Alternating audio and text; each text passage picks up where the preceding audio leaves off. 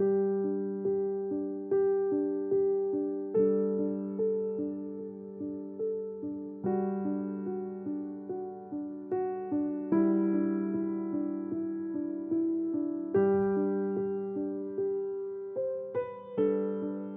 Saat Teduh Gereja Kristen Jakarta, Rabu 6 Agustus 2025. Judul renungan, Sukacita Terbesar Seorang Hamba.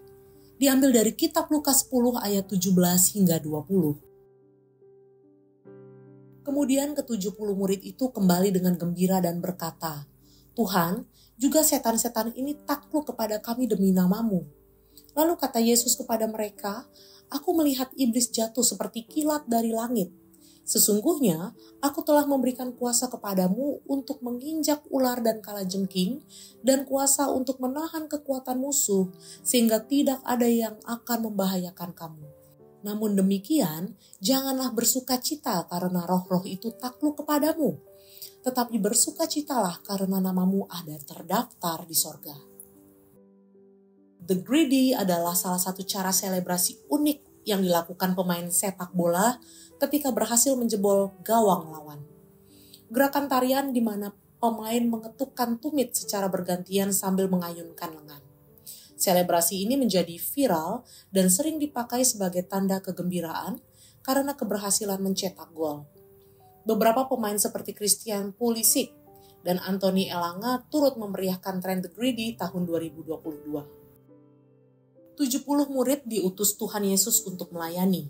Ia menyuruh mereka berdua-dua mendahului di setiap kota yang akan dikunjunginya. Ia memberikan petunjuk apa yang harus mereka lakukan di dalam mewartakan Injil Kerajaan Allah. Sekarang, para murid itu kembali dan melaporkan pelayanan yang mereka kerjakan. Hasilnya mengagumkan. Setan takluk nama Yesus. Iblis ditundukkan dan mereka dilindungi di dalam pelayanan. Itu sebabnya mereka sangat bergembira. Akan tetapi Tuhan Yesus mengingatkan mereka bahwa kegembiraan itu bukanlah karena roh jahat ditaklukkan, tetapi karena nama mereka telah dicatat di sorga.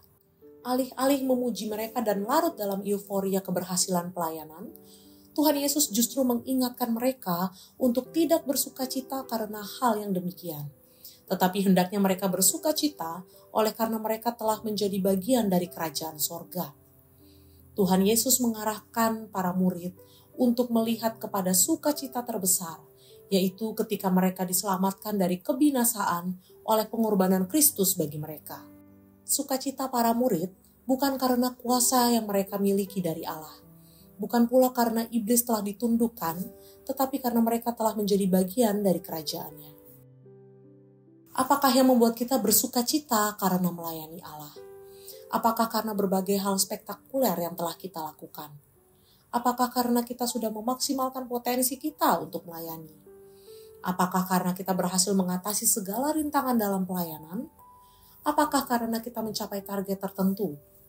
Apakah karena jabatan pelayanan yang tertinggi yang dapat kita raih?